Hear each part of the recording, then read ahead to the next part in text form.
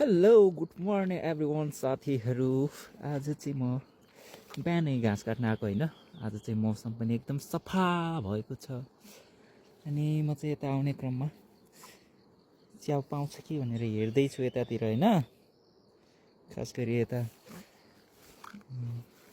कोदोको बिएडतिर चाहिँ अलि धेरै पाइन्छ जस्तो लाग्छ। हेरौँ कतिको छ।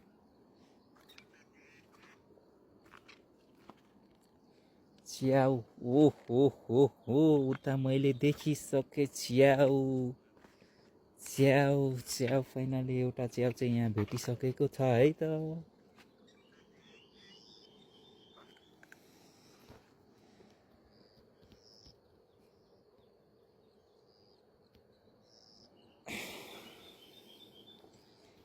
सो यसलाई चाहिँ हामी